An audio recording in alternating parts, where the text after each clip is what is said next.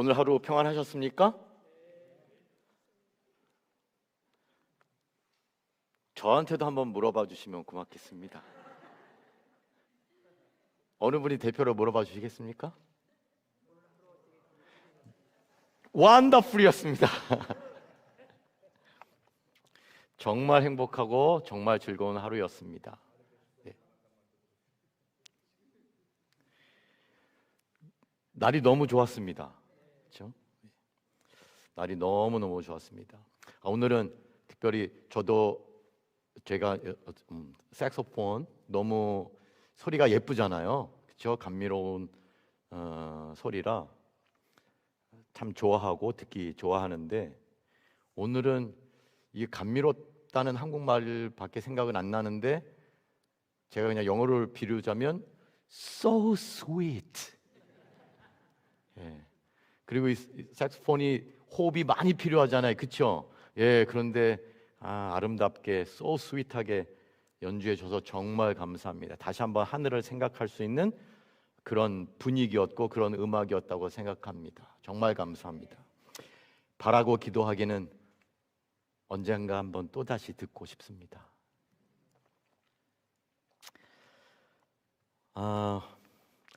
계속해서 우리가 분명히 알아야 할 신앙의 기둥들, 제가 정한 제목인데 이 말씀으로 계속되고 있습니다. 벌써 반을 지나서 이제 마지막을 향하여 가고 있습니다. 그렇죠? 금방 시작한 것 같은데, 오늘도 비슷하게 처음 한 3분 정도는 같은 말이지만 제가 다시 반복한다고 양해를 드렸잖아요. 구했지 않습니까? 그래서 그 일을 하도록 하겠습니다. 제 욕심으로 우리가 알고 있는 것 같지만 정확히 모르는 것 같고, 우리가 많이 들은 것 같지만 어딘가 모르게 분명치 않은 것 같고, 그런 마음에 이 시간을 가져보려고 합니다. 저와 함께 같이 읽겠습니다. 시작. 우리가 믿는 바를 분명히 아는 것은 필요하다. 우리가 믿는 바를 정확히 아는 것은 필요하고 또한 중요하다. 우리가 믿는 바와 우리가 믿지 않는 바를 아주 명확히 아는 것은 정말 필요하며 또한 진짜 중요하다. 이것도 이렇게 강조하기 위하여 제가 이렇게 예화를 한번 이렇게 꾸며봤습니다. 어느 새댁이, 결혼한 사람 새댁이라고 하잖아요. 이제 처음 맞이하는 명절 설을 맞이해서 어머니께, 시어머니에게 문안 인사를 드리는 겁니다. 근데 문안 인사를 요즘 뭐로 하죠? 카톡에 글을 쓰려고 했습니다. 쓰는 내용은 뭐라고? 어머님, 설날이 얼마 남지 않았습니다. 이 말을 쓰고 싶었습니다. 근데 이제 열심히 썼는데 쓰고 나니까 이렇게 됐어요. 어머님, 살 날이 얼마 남지 않았습니다. 이거 큰일 난 겁니다. 이거 정말 큰일 난 거 아니겠습니까? 근데 가만히 보니까 글자가 비슷해요.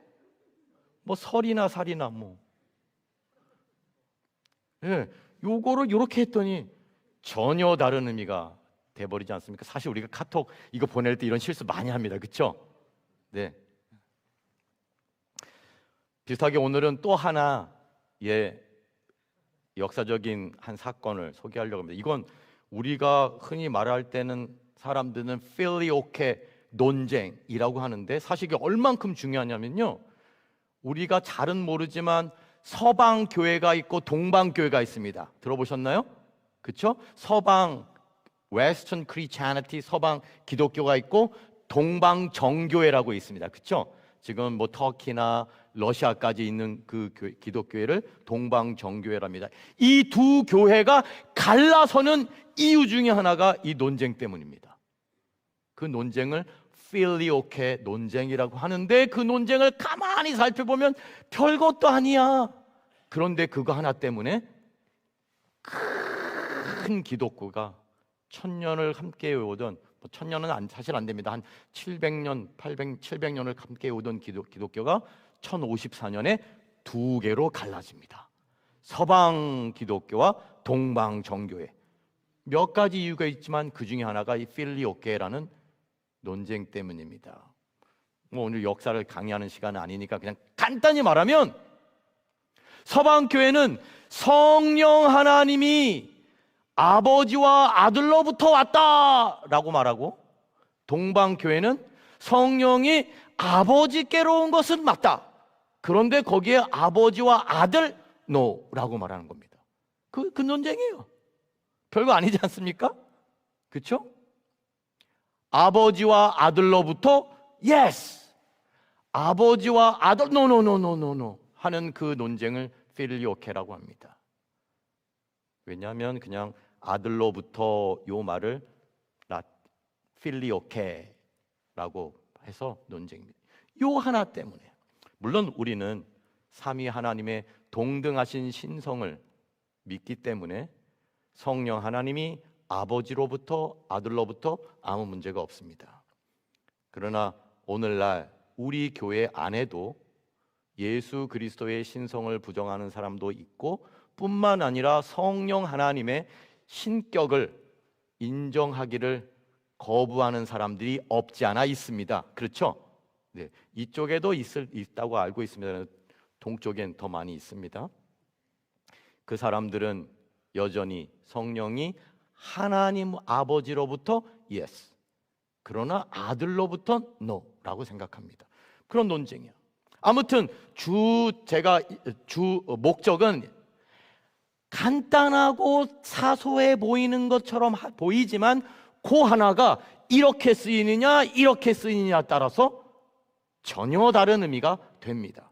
고로 우리는 우리에게 주어진 기별을 알되 명확히 알아야 되고, 우리에게 주어진 기별을 알되 분명히 알아야 되고, 우리가 나가 전할 때 아주 정확하고 명확하게 전해야 할 것입니다.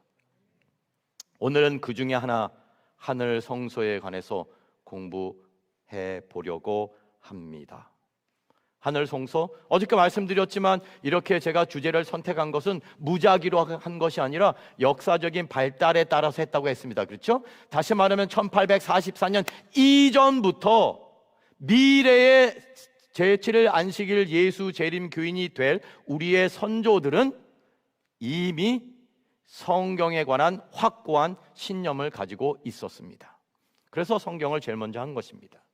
그리고 1844년 되기 이전부터 윌리엄 밀러가 재림의 기별을 전하는 것을 보면서 그리스도의 임박한 재림을 분명히 믿었습니다. 알고 계시죠? 그것 때문에 엘렌 G 화이트와 그의 가족들도 다니던 교회로부터 쫓겨나기도 했잖아요. 여러분, 우리가 알고 있는 것처럼. 그렇죠? 그런데 1844년 10월 22일 아침부터 자정까지 기다렸는데 예수께 오셨어요? 안 오셨어요? 우리가 믿는 것 피지컬하게, 그렇죠? 영광스럽게 모두가 다 보게 오셔야 할 분이 안 오셨어요.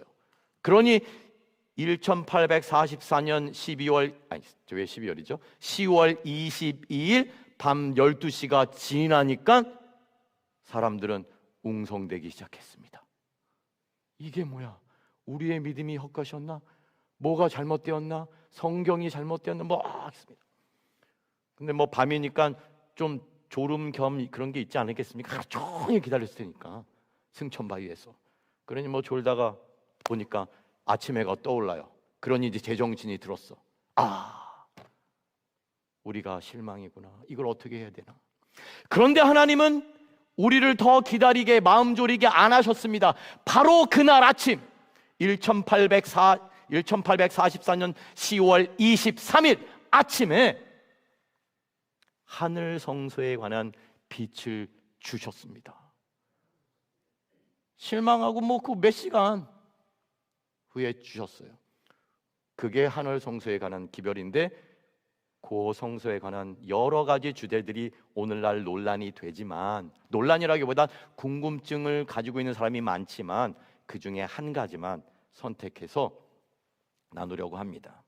먼저는 제가 이렇게 시작하려고 합니다. 1980년 제너럴 컨퍼런스 세션이 달라스에서 있었습니다.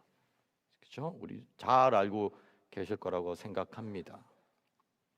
이때 우리가 아는 일명 27개 기본 교리라는 것을 우리 교회가 채택했습니다. 한국말로는 27개 기본 교리지만 사실은 기본 교리라는 말은 없습니다. Seventh-day Adventists believe these 27 items. 그 정도입니다. 그렇죠? 그리고 그것이 나중에 1988년에 책으로 나오게 되었고요. 여러 해 걸쳐서 그러나 오늘날에는 27개가 아니고 28개를 가지고 있습니다. 알고 계시듯이 2005년에 새롭게 Chapter 11 Growth in Christ 그리스도 안에서 자라남이라고 생각이 듭니다. 갑자기 한국말 맞겠죠? 네. 그 챕터가 애드돼서 더해져서 지금은 28개를 가지고 있습니다.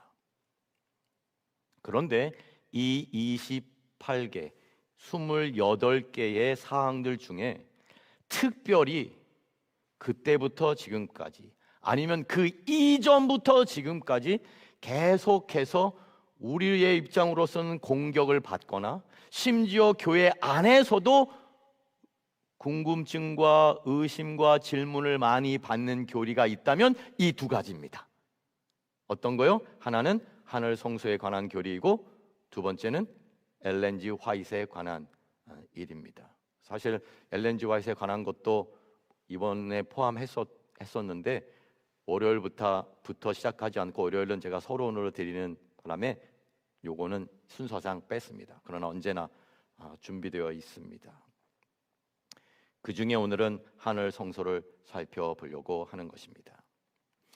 말씀드린 것처럼 하늘 성소는 재림 교인들에게 너무너무 소중한 가르침입니다.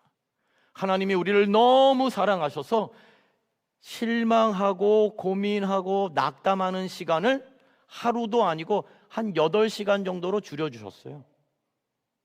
1844년 10월 22일 자정 하면 23일이 시작되는 그 12시부터 아마 8시경 혹은 9시경 아침 9시에 죄송합니다. 하이럼 에디슨이 계시를 보게 되었는데 그때까지를 생각하면 8시간 9시간 정도밖에 허락하지 않으시고 곧장 우리에게 이 기별을 알려주셨습니다. 그 관한 이야기를 시작하면 좀 길어지니까요. 그냥 그 정도만 하겠습니다. 세 친구가 있었어요. 하이럼 에디슨, O.R.L. 크로지어 and Dr. F.B. 한. 이 세 친구가 절망 가운데 예수님을 기다리다가 안 오셨으니 그날 아침에 다시 뚜벅뚜벅 걸어서 자기의 집으로 가고 있는데 하이럼 에디슨에게 그의 표현에 이르면 인사이트가 하늘에서 왔습니다. 눈을 들어보고 아하, 오늘 하나님이 예수가 하늘에서 내려오시는 것이 아니고 하늘에서 이쪽 칸에서 저쪽 칸으로 옮겨가시는 거구나 라는 것을 깨닫게 되었던 거. 그가 기록해놨습니다. 그의 기록한 것을 카피한 것을 저희 선생님이 카피한 것을 제가 카피해서 가지고 있습니다. 아무튼 하늘 성소 교리는 재림 교회 신학의 핵심입니다. 성소는 우리에게 복음의 의미를 가르쳐주는 하나님의 주요한 장치들 중 하나입니다. 하나님의 거처인 하늘의 성소가 구원의 계획의 중심입니다. 성소 진리는 재림 교회의 정말 중요한 가르침입니다. 특별히 이 하늘 성소에 관한 가르침은 우리가 좀 더 명확히, 좀 더 분명히, 좀 더 선명하게 알 필요가 있습니다. 과거에도 그랬고 지금껏 그랬고 지금도 그러고 제 생각에는 앞으로도 이 문제 때문에 크고 작은 별들이 떨어지고 떠날 수 있을 것입니다. 실제로 있었습니다. 합회장을 했던 분도 대총회 임원을 했던 분도 신학 교수를 했던 분도 이 문제로 교회를 떠나간 분들이 없지 않습니다. 아무튼 가장 유명하고 가장 중요한 성경절을 먼저 소개시켜 드립니다. 히브리서입니다. 그 중에 8장 1절과 2절에 있는 말씀을 제가 읽겠습니다. 지금 우리가 하는 말의 요점은, 사도 바울도 히브리서를 기록하면서, 이거 히브리서, 내 말의 요점은 이거다 라고 말합니다. 이러한 대제사장이 우리에게 있다는 것이라. 대제사장이 있다는 것이 내 말의 요점이다. 그는 하늘에서 지극히 크신 이의 보좌 우편에 앉으셨으니 성소와 참 장막에 섬기는 이시라. 그리스도가 어디 계시다? 지금 어디 계시다? 하늘 성소에 계시다 라는 것이 내 말의 요점이다 라고 바울이 말합니다. 이 장막은 주께서 세우신 것이요 사람이 세운 것이 아니니라.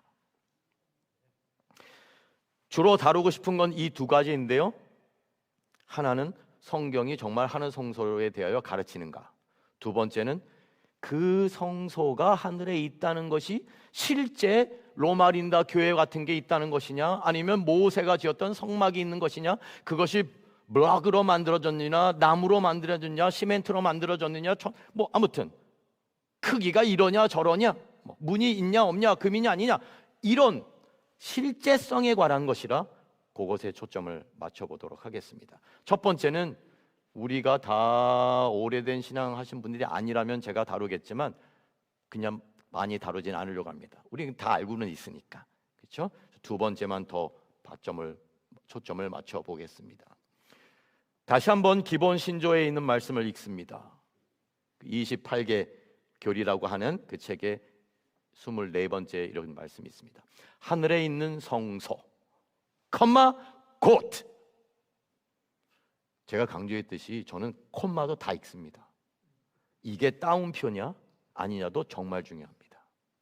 하늘에 있는 성소, 곧 하나님께서 지으시고 사람이 짓지 아니한 장막이 있다. 거기에서 그리스도께서는 우리를 위하여 봉사하시고 십자가에서 모든 사람을 위하여 단번에 들으신 당신의 속죄의 희생의 은혜가 믿는 자에게 효력을 나타나게 하신다. 끝. period. 이 믿음을 다시 한번 분명히 확인하도록 하겠습니다. 먼저 말씀드린 것처럼 하늘 성소가 있느냐 없느냐, 성경이 말하느냐 안 말하느냐, 말합니다. 끝. 보니까 성전, 성소, 성막, 나의 주 이런 게 300번, 200번, 400번, 900번 나옵니다. 다시 말하면 이걸 계산하면 성경의 매 한 장마다 다 나옵니다. 이와 비슷한 말이. 그러면 성경, 성소 분명히 가르치잖아요. 이건 더 살펴볼 이유도 없습니다. 그런데도 안 믿는 사람이 제 눈에는, 제 생각에는 그냥 눈을 자기가 가리려고 하는 것 같아요. 이렇게 많이 나오는데, 특별히 여러분이 히브리서 제가 몇 장만 드립니다. 요한계시록을 보면 하늘에 성소가 있음을 부정할 수 없습니다. 그냥 한 절씩 읽어볼까요? 그냥 지나갑니다. 그리고 각 시대의 대쟁투 411쪽에 엘렌 지 화이트가 이렇게 기록합니다. 모세는 자기에게 보인, 제가 번역한다면 보여진 식양에 따라 지상 성소를 지었다. 그렇죠? 모세는 자기에게 가르쳐진 대로라고 안 하고 자기에게 보여진 식양에 따라 지상 성소를 지었다. 바울은 히브리서겠죠 아까? 그렇죠? 그 식양을 하늘에 있는 참 성소라고 가르쳐 준다. 그리고 요한은, 그러니 무슨 책이겠어요? 요한계시록. 하늘에 있는 성소를 보았다고 증거한다. 제가 표현한다면 clear. 성경은 하늘 성소에 관하여 분명히 가르칩니다. 이제 우리가 잠시 생각해 볼 것은 그 성소가 상징적이냐, 문자적이냐, 실제적이냐, 요거에 관한 것입니다. 이것은 조금 어쩌면 out of date 한 건데 어쩌면, 그러나 이 문제가 클리어하지 않기 때문에 하늘 성소에 관하여 궁금증이 생겼다가 의심으로 넘어갔다가 부정으로 갑니다. 그렇게 되면 다른 문제가 다 안 믿깁니다. 왜냐하면 하늘 성소에 관해서 지금 부정확한데 거기서 예수가 무엇을 하고 있다는 것을 믿기가 어렵죠. 고로 우리가 흔히 말하는 조사 심판, 재림전 심판 이런 것까지 다 흔들리게 됩니다. 물론 저 나름대로는 조사 심판, 재림전 심판, 아신 것처럼 조사 심판이란 말이 좋지 않아서 재림전 심판을 쓴다는 말 많이 들어보셨죠? 저도 공부를 하는 사람이니까 이 말도 그러니 내 스타일대로 한번 바꿔보자 해서 저 나름대로는 재림전 신환이라는 말을 한번 써봤습니다. 신환, 재림전에 우리를 다시 한번 확인시켜 주시는 것. 혹은 신환이란 말이 조금 안 좋기도 하고 때로는 신원조회, 이게 좀 안 좋아요. 또 이게 그렇죠, 한국 사람들. 그래서 제 나름대로는 판결 전 옹호, 변호 이렇게도 바꿔봤어요. 이건 이제 책에 아직 나오는 말은 아닙니다. 아무튼 개념상 이런 것까지 다 흔들립니다. 그래서 이 문제를 한번 살펴보려고 합니다. 나열드린 것처럼 세 가지 견해가 있습니다. 쉽게 말해서 상징적이다라고 말하는 사람은 하늘에는 실제적인 성소는 없다라는 겁니다. 그리고 하늘 성소라고 말하는 건 그냥 은유다, 실제는 없다라고 말하는 것입니다. 이런 사람은 하늘 성소뿐만 아니라 대부분의 성경 말씀도 거의 다 은유로 해석합니다. 그냥 교훈만 얻으면 되는 거로 생각합니다. 근데 하늘 성소에 관한 건 교훈 반드시 얻어야 되죠. 그러나 그 실제성과 그곳에서 봉사하시는 대제사장, 바울의 요점 기억하시죠? 이것이 여태까지 내가 말한 요점이다. 하늘에 누가 계시니? 대제사장이 계시니 그것을 위하여 반드시 알아야 합니다. 은유로 생각하면 교훈은 얻을 수 있지만 그곳에 계신 분까지 은유로 해석해야 되잖아요. 문제점이 있습니다. 그냥 간단히 갑니다. 근데 이거의 또 반대편은요, 너무 극단적이에요. 문자적인 거예요. 다시 말하면 하늘에 성소가 있는데 모세가 그걸 보고 이걸 지었으니 모세가 지었던 숨 넘어가네, 같은 성막이 하늘에 있다고 생각하는 겁니다. 왜냐하면 이 사람들의 논리는 그걸 보고 이걸 지었으니. 그렇죠? 이것도 참 믿음이 강한 것 같지만 그렇게 이해해서는 참 안타깝습니다. 그렇죠? 하늘은 죄가 없는 것이고 죄의 흔적이 없는 곳이잖아요. 그렇죠? 그런데 썩고 낡고 흔들리고 하는 것이 있다는 건 그렇게 생각되지 않습니다. 심지어는 100규빗, 50규빗, 10규빗, 20규빗 그런 말 들어보셨죠? 성막의 크기, 번제단의 규빗 크기, 이런 데도 그대로 있다고 생각하는 겁니다. 다 정말로 문자적으로. 제가 그런 사람이 딱 들어요. 그러면 예수께서 거기서 봉사하실 때 맨날 아침 저녁으로 양 잡아가지고 소 잡아가지고 피 뿌리겠니? 이렇게 말도 해보죠. 고로 문자적으로 이해하는 사람들도 없지 않고 또 이렇게 우리가 이해하기를 한 적도 없지 않습니다. 고로 또 지성인들에게는, 생각을 할 수 있는 사람들에게는 이 사람들의 이해가 참 1차적이다라고 오해도 받기도 한 적이 있습니다. 그러나 우리가 이런저런 이해를 종합하고 또 허점들을 제거하고 정리하면 이렇게 됩니다. 그것을 학자들이 또 생각하는 사람들이 이렇게 표현을 했어요. 실제적이다. 이 견해는 하늘 성소는 예수님의 사역을 객관적으로 보여주며 하늘 성소에 대한 정확한 세부 사항은 우리에게 분명히 알려지지 않았다. 고로 structure, 어떤 구조가 지상 성소가 가지고 있는 그 structure가, 구조가 그대로 있다고는 볼 수 없으나 지상 성소가 가지고 있었던 그 기능은 하늘에 그대로 있다. 그것을 본 것이다. 되겠죠? 이게 조금 어려울 수 있지만 그냥 이 정도만 하겠습니다. 이 견해에 따르면 하늘 성소는 실제적으로 존재는 합니다. 그러나 지상 성소처럼 그렇게 생겼고 똑같이 생겼고 같은 높이이고 같은 마테리얼이고 같은 스트럭처라고 생각하지는 않는 것입니다.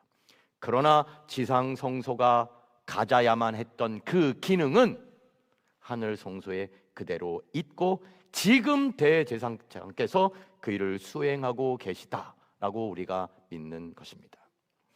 이것을 또 이렇게 그 중요성을 엘렌 지 화이트이 표현했습니다. 하늘 성소에서 이루어지고 있는 봉사에 대하여 올바로 이해하는 것은 우리 신앙의 기초가 된다.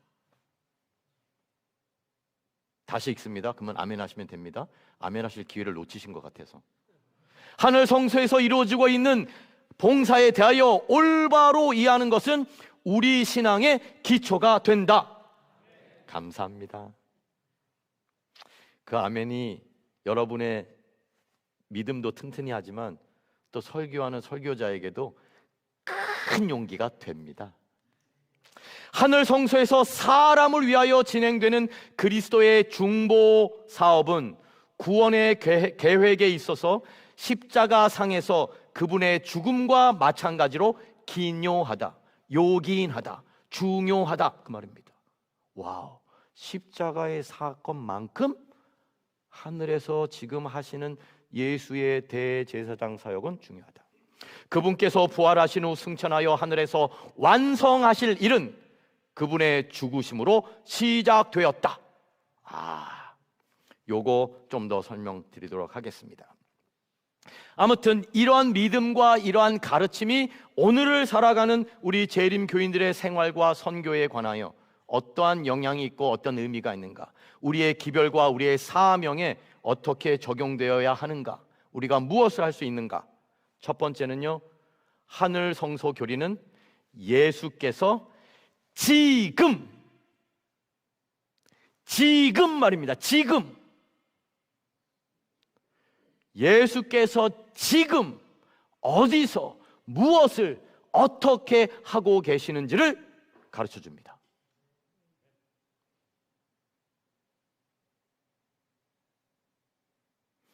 일요일교회 목사님이 저에게 물었습니다. 왜 재림교회는 십자가를 최고로 드높이지 않느냐고 말했어요. 무슨 소리냐고. 우린 십자가를 최고로 드높인다고. 저는 선입견을 딱 가지고 이게 또 안식이나 율법을 얘기하나 보다. 우리는 율법이나 안식일을 지켜야지 구원 온다고 믿지 않는다고 말했더니 그게 아니고 Dr. G. 예수 그리스도를 십자가를 이렇게 높이는데 거기서 끝나야 되는데 그 다음에 우리는 또 뭘 얘기하더라? 하늘 성소 2300주야부터 시작해가지고 좋아서 이런 걸 한다 이렇게. 그제서야 제가 이게 안식이나 율법 문제가 아니구나 간파하고 저도 딱 머리를 굴려서 질문을 했죠. 당신은 예수께서 이 땅에 사신 걸 믿습니까? 그러니까 그 목사님도 깜짝 놀랐죠. 아니 지금 장난하냐고. 믿는다. 예수가 십자가에서 우리 구원을 위하여 돌아가신 거 믿냐고 물었죠. 믿는다고 했어요. 그 다음 질문입니다. 그럼 예수가 지금 어디 계시냐고요. 당당하게 대답하더라고요. 하늘에 계시죠? 묻더라고요. 그러면 예수가 지금 뭐 하시죠? 물었어요. 그랬더니 아니 하늘에 계시다니까 그렇게 말하더라고요. 아니 하늘에 계신 거 말고 나도 믿으니까 지금 하늘에서 뭘 하시냐고요. 하늘에서 앉아 계시죠? 그러더라고요. 보좌 우편에.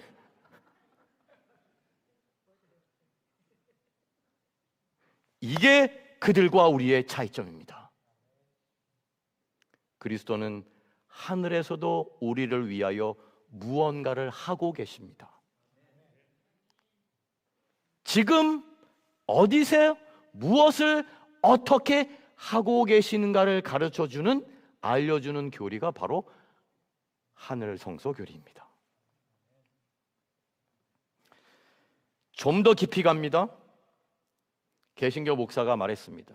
십자가로 인간의 구원은 완성되었고 따라서 인간 구원의 역사는, 사역은 끝마쳤다. 이 영어가 좋은 거예요.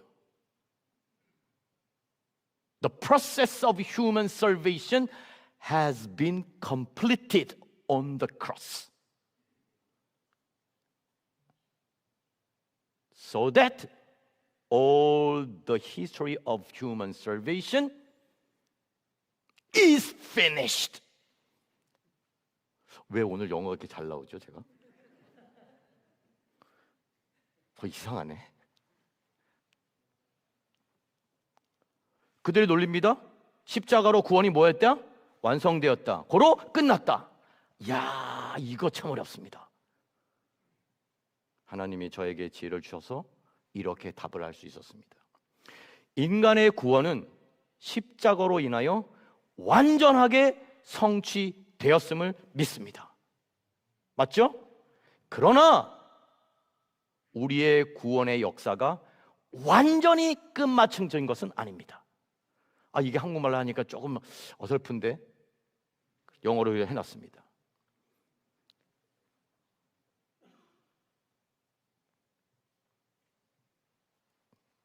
Human salvation is completely accomplished. No more work needed. 더 이상 아무것도 필요하지는 않습니다. 그러나 그 프로세스는 not yet finished completely. 무언가를 하고 계시는 겁니다. 결코 십자가를 떨어뜨리지 않습니다. 조금 후에 더 분명히 해보겠습니다. 예언의 신 3권에 이렇게 말하고 있습니다. 모든 점에서 우리와 한결같이 시험 받으신 분께서, 제가 강조하는 단어가 거기 있죠. 지금 우리의 회개를 받고 그분의 백성들의 기도에 응답하고 하시는, 여기 다 적혀 있잖아요. 그분의 의의 공로를 통해 그들을 하나님께 드리기 위하여 우리의 위대한 대제사장으로 하나님 앞에 서 계시다. 이게 차이입니다. 그분은요, 하늘에서 뭐 하냐 했더니 앉아 있다고 했어요. 저는 말합니다. 하늘에서 어디 계시다? 서 계십니다.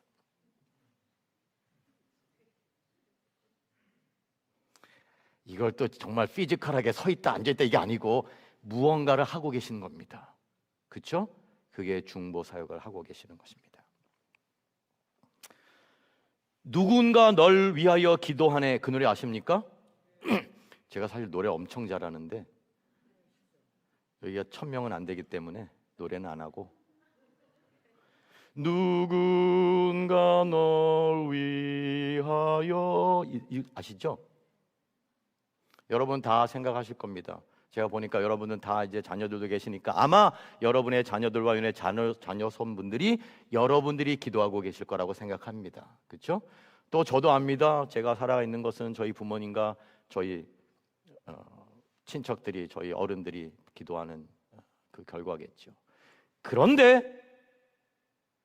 우리 모두를 위하여 그리스도께서 하늘에서 기도하고 계십니다. 누군가 널 위하여 기도하네라는 찬미를, 노래를 들을 때마다 할머니를 생각하지 마시고, 생각도 하시고, 그러나 하늘에 계신 예수 그리스도의 중보 사역을 생각하게 되시기를 간절히 바랍니다. 두 번째는요, 하늘 성소교리는 하나님의 남은 백성들의 현재의 위치와 의무를 가르쳐 줍니다. 이걸 위치와 의무를 여러 개 나열하고 싶지만 그럴 시간은 없고 한 말씀, 두 말씀으로 요약합니다. 하늘 성소와 관련된 사건들이 모든 사람의 정신과 마음에 큰 감명을 줌으로써 그들이 다른 사람들에게 다시 감명을 줄 수 있게 되어야 한다. 이게 우리의 사명 아니겠습니까? 그렇죠? 모든 사람은 하늘 성소에서 진행되고 있는 속죄 사업에 대하여 더욱 이 자리 제가 볼 땐 분명히 명확히 정확히 이해할 필요가 있다. 이 위대한 진리를 깨닫고 이해할 때 그 진리를 소유한 자들은 하나님의 큰 날에 백성들을 서도록 준비시키는 일에 그리스도와 조화를 이루어 활동하게 될 것이다. 그리하여 그들의 노력은 성공을 거두게 될 것이다. 아멘. 너무 분명한 말씀 아닙니까? 한 말씀을 더 읽습니다. 하나님의 백성들은 성소 문제와 조사 심판에 관한 문제를 분명히 이해해야 할 것이다. 그들은 그들의 크신 대제사장의 위치와 사업에 대하여 그들 스스로 알아야 한다. 그렇지 못하면 그들은 이 시대에 필요한 신앙을 활용하거나 하나님께서 그들에게 차지하기를 바라시는 그 위치를 채우지 못하게 될 것이다. 고로 분명하죠? 하늘 성소교리는 남은 재림 성도들, 말세를 살아가는 재림 성도들의 위치와 책임을 가르쳐 줍니다. 계속해서 목사님들과, 우리 목사님들 너무란 표현 이상하다, 많으시잖아요. 그렇죠? 함께 연구하고 알아갈 수 있으면 좋겠다고 생각합니다.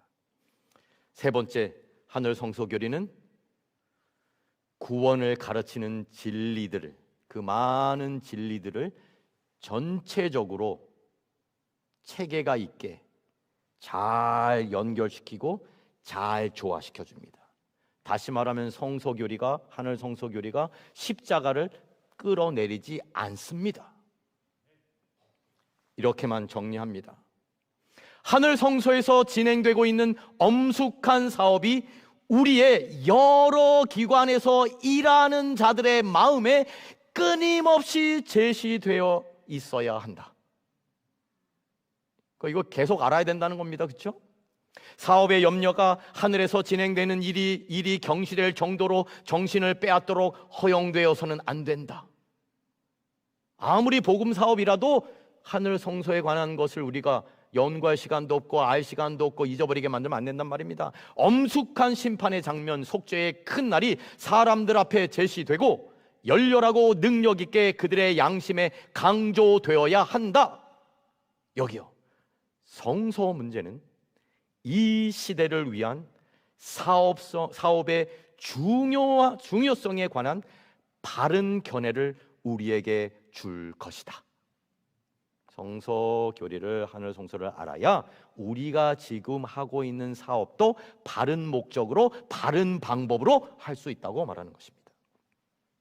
재림전 조사 심판을 포함한 그리스도의 하늘 성소 봉사를 이해하는 것은 그리스도의 십자가의 희생의 의미를 더 밝고 더 깊고 더 넓게 이해하도록 우리를 이끌 것입니다. 그러므로 하늘 성소의 그리스도의 봉사, 중보 사역과 재림전 조사 심판, 그 사역은 그리스도의 십자가의 복음을 약화시키지 않습니다. 오히려 더욱 강화시키고 심화시킵니다.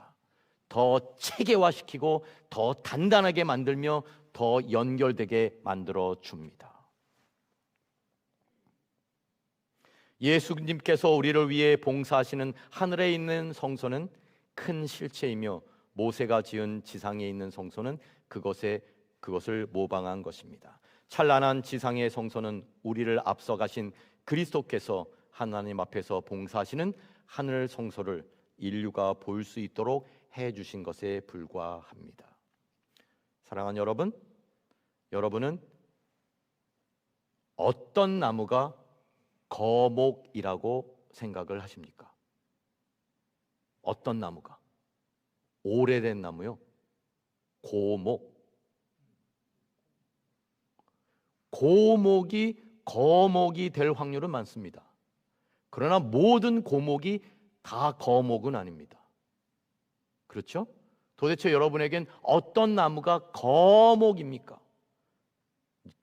거목을 모르시는 분은 없을 것 같고, 젊은 사람들에게 말하면 거목이 뭐예요? 또 물어요. 또 키가 큰 나무인가요? 아니면 가지가 많은 나무인가요? 어떤 나무가 거목인가요? 꽃을 많이 피우는 나무일까요? 열매가 많이 열리는 나무일까요? 뭐 그럴듯합니다. 그러나 제 생각으로는 거목은 때로는 키가 작을 수도 있다고 생각합니다. 때로는 가지가 앙상하게 남을 수도 있다고 생각합니다.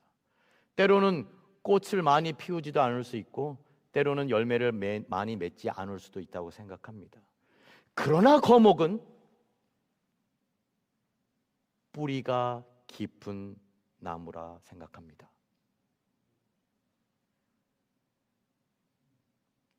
고로 나무의 자존심은 그 키에 있지 않고 뿌리에 있습니다. 나무의 자생력은, 생명력은 그 가지의 찬란함과 화려함에 있지 않고 그 뿌리의 단단함과 기품에 있습니다. 나무가 거목이냐 아니냐 판가름하는 것은 바람에 따라 이리저리 흔들리는 가지에 있지 않고 바람이 불수록 더욱 단단히 땅속으로 뿌리를 내리는 그 뿌리에 있다고 생각합니다. 로마 린다 한국인 재림교회 모든 성도님들이 거목이 되시기를 주님의 이름으로 축원합니다. 실제로 저도 느끼기에 이곳에 계신 여러분들이 거목이 되어 주셔야 합니다. 로마린다 이 유튜브 방송 해보면 여러분 조회수를 금방 보실 수 있잖아요. 그렇죠? 로마린다 교회 교우가 아닌 사람도 그 방송을 본다는 겁니다. 그렇죠? 저도 보니까요. 이제는 더 많이 보겠죠 아마. 여러분이 믿음의 거목이 되어 주셔야 합니다.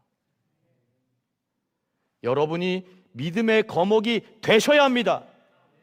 여러분은 믿음의 거목이 되라는 사명을 받으셨습니다. 너무 아름다운 곳에, 너무 좋은 곳에 살고 계시잖아요. 그렇죠? 이곳은 선교를 위하여 중요한 곳이라고 엘렌 G. 화이트이 계시 가운데 보았고 그의 글 가운데 써 놓았습니다. 사랑하는 로마린다 한국인 교회 성도 여러분, 믿음의 거목이 되어 주시기를 부탁드립니다. 흔들림의 시대에 살고 있다. 흔들릴 수 있는 모든 것이 흔들릴 것이다. 말씀드린 것처럼 그 흔들림의 큰 한 부분이, 한 요소가 요 문제가 될 것입니다. 이 문제에 뿌리를 깊이 내리신 거목이 되시기를 주님의 이름으로 축원합니다. 하나님께서 여러분 모두에게 더 큰 은혜와 은총을 허락해 주시기를 주님의 이름으로 축원합니다.